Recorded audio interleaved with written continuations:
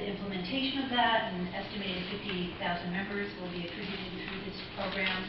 And it was touted to us that there would be great savings with that, and I'm hoping that's the case. But I noticed that there was rulemaking that was supposed to occur by May 1 of 2014, and I wondered what if that has occurred, and if we could have a copy of those rules, so we know what guidelines are being implemented, especially in terms of the amount of money going off to hospitals and why and how the oversight is working.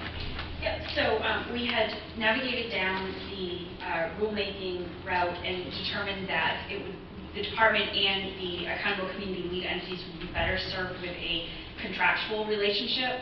And so we are currently in the process of contract negotiations for the 5 accountable community lead entities. And signing contracts with all of those lead entities. We've essentially taken what would have been a promulgated rule and we have adopted it into the contract, but once those are final, they're public and we are more than happy to share, but right now we are in contract negotiations. So when would that likely be shared with us? Because I think that's very important, especially since we're dealing with millions of dollars here. And for me, always the perspective is transparency and oversight. Yep. Just across the board in all departments. As I said, we're hoping to finalize those contract negotiations. As soon as we have something that is public, we will be more than willing to share. But again, it's finalizing the contracts, getting them through procurement, DAS and the contracting process. And I don't have a timeline. We're hoping within the next few weeks. So under the contract, while you're still in negotiations, I don't think this is something too sensitive to talk about. What would effectively be acting as oversight within this contract? Because under rulemaking, it would certainly be your department, also within the legislative purview to look it over to see what's happening. But within the contract, I'm not sure how you're setting that up. Does that eliminate the legislative oversight? I guess I'm not quite sure where the legislative oversight comes in from even our rulemaking perspective, but we are putting within the contract, we are having both the department's responsibilities as well as the accountable community lead entity responsibilities.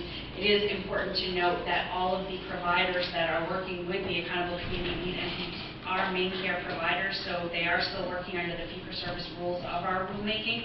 This is a contractual relationship between the department and the lead entity regarding shared savings methodology and data transfer.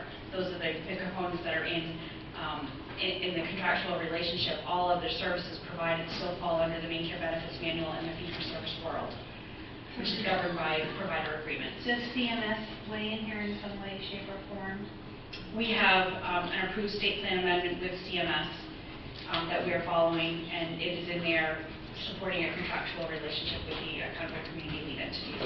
And do they look at these contracts to make sure that, in fact, they fit? They do not. They do not. Okay, thank you for that. Excuse me. Thank you very much for being here today.